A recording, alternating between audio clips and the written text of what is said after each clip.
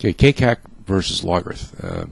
Both fairly low-rated players, but they play this quite this interesting game. In this game, it shows you how to attack the king, actually. Knight f6, c4, h6. This is a curious move. This doesn't do anything. The pawn doesn't attack anything. Supposedly, black is thinking that it will stop the bishop from coming here. But so what? The bishop isn't going to go there just yet. It's better to kick the bishop out and force the bishop to move, either retreat back to its original line or come to the rook file. Doing this just simply opens up your king for attack, and it's a wasted move as far as I'm concerned. I never play that. I will play it later in the game maybe, but not at this point in the game. It's just a waste of a move. So white develops a knight.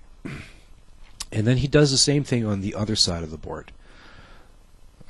That's just silly, because now the knight doesn't have the option of going there, but the knight has still two other squares to go to. And it's the center of the board that we want to control. And you can't control the center of the board by attacking on both flanks at the same time. It just doesn't work. So white takes the center with e4. And now has three pawns in the center. Attacks all these, is controlling all of these squares. Black finally decides to start to develop a piece, and now we get in the four-pawn attack. This can be a very dangerous game for black because white now has lots of space in the center. d5, attacking two pawns at the same time is probably not a great idea either. At this point, you probably would have wanted to play pawn to d6. White continues on, attacks this knight. The knight comes in, of course.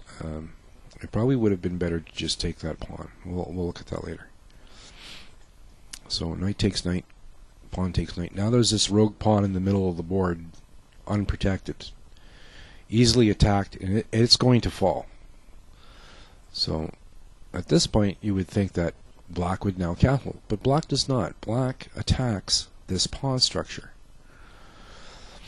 which is all fine and dandy, but not when your king is in the middle of the board. So now this rogue pawn gets attacked, and there's virtually not really any way to defend it, except with, no, you can't even defend it with the queen. There's no way to defend that pawn, but black tries to defend this pawn regardless. He defends it with a pawn that's going to be taken with en passant, which is exactly what white does. White is just mounting up all this massive attack that's coming that black does not see, due mainly because of the mistakes that black is making. So bishop takes pawn, bishop takes pawn. Now black forfeits his kingside castle by putting his rook behind this pawn. Now this pawn has, if you push, when you've wasted this move here. If black is going to do anything, it should have taken at least the half open file. But this is a full closed file right now at the moment, and he's planning on making it a open file, but he's not going to be able to do that because this pawn is defended by the knight and by the bishop. So white decides to move the bishop and protect this pawn 3 times. Pawn takes pawn, knight takes pawn. And white now has its minor pieces all developed, whereas black does not. Black still needs to develop its pieces. So e5. White ignores the e5, and now comes the kill. Here it comes. So queen check. The king has to move. No choice. Knight checks. The king moves again. Now the king's in the center of the board. And the pawn checks, and the king has to move again, because if the king goes here, of course, then you've got a double check, and the king just gets into deeper trouble, so the king comes back to the center of the board, which is not good.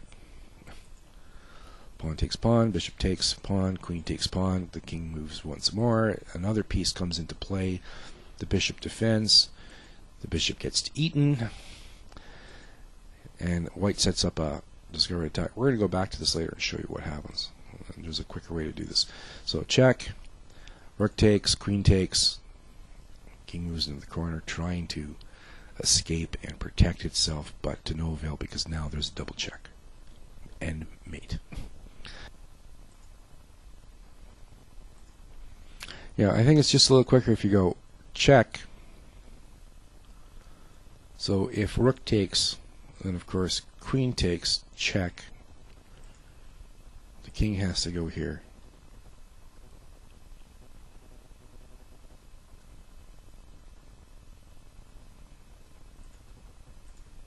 Check.